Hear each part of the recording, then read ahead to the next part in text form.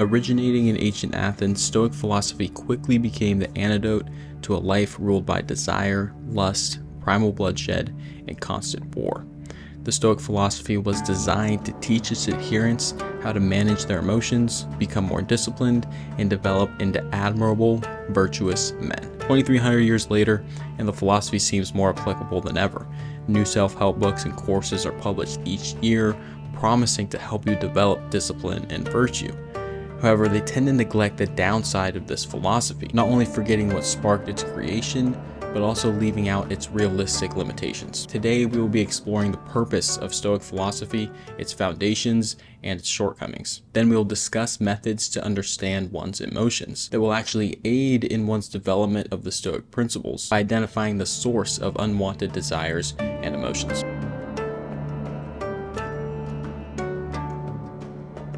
One can take it as certain that man's domestication cost him the heaviest of sacrifices. An age which created the Stoic ideal must doubtless have known why and against what it was set up. Stoic philosophical principles were forged in the treacherous foundations of the Roman Empire, a civilization built on war, power, brutality, and lust. A political system often overrun with blatant lies, dominated by fiery emotions, and ultimately destroyed by an act of betrayal. Stoicism rose to fame as a means to guide the primal behavior of the Roman Empire. Peaking in roughly 100 AD, the philosophy was immortalized by guys like Epictetus and Seneca, and its power was perhaps best represented in the Stoic philosopher and Roman emperor Marcus Aurelius. Stoic philosophy stood in opposition to these primal forces. Its leaders preached living a life free of passions and not of unneeded exorbitance. Stoicism was a means to detach its adherents from the powerful emotional forces that were the true rulers of the Roman Empire. From the onset, the focus of the philosophy was the redirection of psychological energy or effort. It was an attempt to guide the emotional forces and bring them under the rule of humanity's more rational senses. As we will see, this profoundly influences the structure and foundational principles of Stoicism and also outlines its shortcomings. The fundamental principles of Stoicism are controlling one's desires, one's emotions, and one's responses to both of those things. Epictetus said, "Curb your desire. Don't set your heart on so many things, and you will get what you need." Marcus Aurelius went as far to argue that happiness was not a function of one's emotions, but of one's actions. The happiness and unhappiness of the rational social animal depends not on what he feels, but on what he does. The main issue that I have with the Stoic principles is the erroneous attribution of control within the mind. In reality, one does not control their desires, and one does not control their emotions, or whether or not they feel happy or feel sad. Now, this is a nuanced distinction. We are in control of how we respond to those emotions, but the emotions themselves are outside of our control. I do want to mention that this is a two-way street. Your actions are influenced by your emotions, and your emotions are influenced by past experience. That there exists a pathway between your emotions and your actions. So here's another quote by Epictetus that exemplifies this same flaw. "Any person capable of angering you becomes your master. He can anger you only when you permit yourself to be disturbed by him." Right? In reality, in our own personal experience, we don't get to control what or who makes us angry. We decide what we want to do when that anger comes, but the actual emotion is outside of our control. In other words, I want to be very deliberate in how I say this. It's an autonomous process. The emotional response is an autonomous process. Ryan Holiday, which some of you may recognize, is a huge proponent of Stoic philosophy and has had a big hand in revitalizing its principles. As a result, he's become somewhat of a living representation of this worldview. He says that if there's a central message of Stoic thought, it's this: impulses of all kinds are going to come, and your work is to control them, like bringing a dog to heel. The words he uses are very important. I want you to remember them. Bringing a dog to heel. This is a very dominating relationship to have within one's own mind, and it's just as likely to create tension as it is to create virtue. We'll revisit this in a moment, but let's try to understand the purpose and origins of emotions. So if we're going to try to combat these desires that we don't want, or these fears that we don't want, these emotions like anxiety, like sadness, fear. We have to first understand what their purpose is. Most fundamentally, an emotion arises to facilitate a certain behavior. The best way to think of an emotion is the construction of a context where certain behaviors are favored but not necessarily guaranteed. This is based on innate tendencies like fight or flight responses or sexual urges. It is also informed by past experiences of that emotion. As adults with a very well-developed prefrontal cortex, we generally have the ability to override emotional impulses. Children, on the other hand, who don't have a super well-developed prefrontal cortex, have difficulty in controlling their impulsive behavior. This is also very common in a lot of animals. Think of dogs, for example. The point I'm trying to make here is that the emotion and the action are very closely related without the prefrontal cortex to mediate. As a result, the relationship one establishes to their emotions can exist on a spectrum of two extremes. We can be entirely subject to our emotions, like a young child being flung around by forces they cannot see nor understand. The opposite is to dominate our emotions, pushing them down, repressing them, and ignoring them. Or as Ryan Holiday expressed earlier, treating it like a dog that needs to be healed. In reality, we want to be somewhere in the middle, and we want to be flexible in how we apply this in certain situations. There are certain situations you want to be able to take control.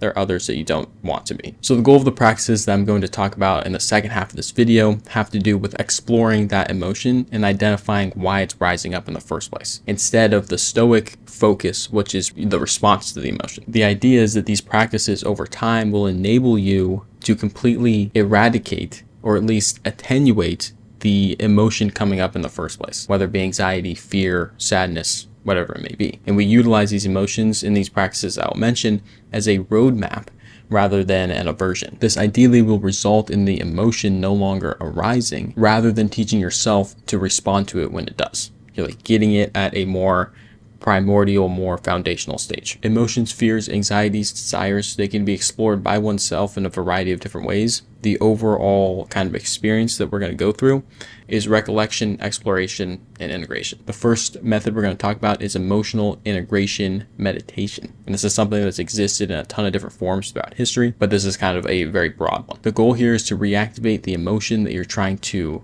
confront, and then engage with and rewire the memories associated with that emotion. Your goal is to face the memories until they no longer hold any emotional valence, while simultaneously repopulating that emotional experience with new, more beneficial memories. This can be done through a form of meditation where one brings to mind memories of experiences with high emotional charge, and you will eventually get to the point where you embody the emotion. Your heart rate might change, you might start to sweat, you might feel like you're nervous or angry or fearful. And this is exactly what you want, because emotional states are associated with a physiological state. So if you're in that physiological state that reminds you of that emotion, you're also in that emotional state. So once you're in this state, you want to engage in techniques that help you combat that direct emotion. So a very common one is to breathe through your nose and then out through pursed lips for however long you need to in order to reduce that physiological response. The idea is that emotional states will no longer be only associated with negative experiences.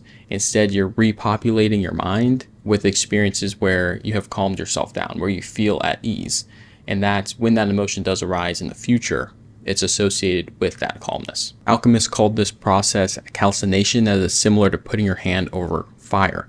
You are purposely approaching powerful emotions with the goal of teaching yourself that you can handle them. The next technique is called exhaustive writing. Emotions, as you know, are commonly irrational. In fact, that sometimes is like their core feature. And no matter how much rationalizing that you do in a situation, for example, where you feel anxious, it doesn't help at all. In fact, it could and most likely will make the situation worse. Because of this irrationality and the inherent division between the conscious and unconscious mind, one of which is producing the emotion, the other one is experiencing the emotion, it's very difficult to figure out why the emotion is arising in the first place, because it's coming out of something that is unconscious, that is irrational. So therefore, we need more irrational or indirect methods to explore that realm of the mind. And exhaustive writing provides just this opportunity. To do this, you just simply set a timer for 5 minutes to start, but eventually you want to work your way up to 10 minutes or more.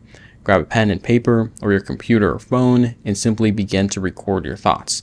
The trick here is that you cannot stop writing for the entire duration of the time, even if you're just writing the same word repeatedly or writing on the paper, I don't know what to write. Just never stop writing. This will exhaust your conscious mind and allow the content beneath the surface to come to life. Once you've done this, you review the material you have written, and you will start to identify common themes or patterns. This may be locations, characters, concepts, emotions, or particular memories. I personally recommend doing this process on a computer, as it's very easy to copy, paste it into ChatGPT and ask it to come up with a list of common themes. ChatGPT is very good at doing that, and it also gives you something to kind of bounce off of. Sometimes people have difficulty starting this. I would do it in one of two ways, either right when you wake up, and you can start by reflecting on the dreams that you just had, and that way you're kind of killing two birds with one stone. You have a dream journal, but you also have this exhaustive writing process written down. The other option is to do it at the end of the day and just reflect on the day. And then either way, you've finished a valuable journal entry that would be good to do no matter what, but you've also incorporated the process of exhaustive writing. So this last one is called wandering poetry. This is something that I've been experimenting with, and I think it's quite powerful. I've never heard of anybody doing it, but I think there's a lot of value in it. So poetry in itself is a method of communication that is inherently layered and purposely metaphorical. For this reason, it's a very powerful communicator of emotional content. It's really a weird process because as you're doing it, you have no idea where you're going, but at the same time, there is an element of order to it. You have rhythms you're trying to stick with, stanza sizes, line lengths, and rhyme schemes that impart order to where you're going, but you nonetheless don't really know where you will end up. It's a really interesting and kind of spooky process as you get into it, because you'll notice you'll make these connections, you'll make a really good line kind of autonomously, and you'll be like, how did I even come up with that? And then when you are done with the process, you're left with a poem to analyze. And just because you made the poem doesn't really mean that you know what it means. So I often find it valuable to go through my own work and try to build a theory around its meaning like I would analyze any other poem. You can progress with this practice by including imagery. I've been reading through a lot of Carl Jung's work, and I'll just pick an image that resonates with me and begin writing about it. These two practices in particular serve the same purpose as Perseus's mirror when he approaches Medusa.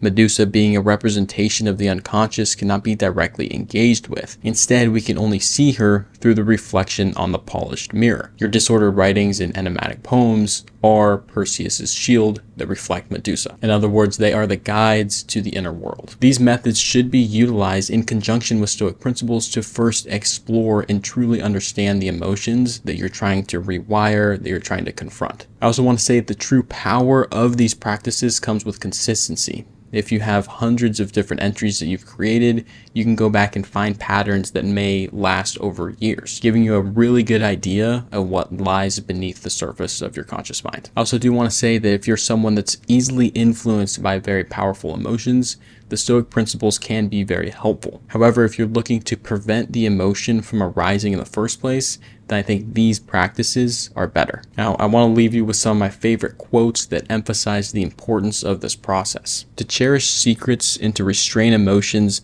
are psychic misdemeanors for which nature finally visits us with sickness.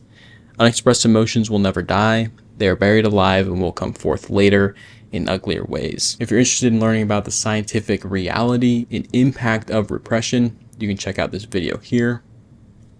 If not, that's cool too. I will see you on the next one.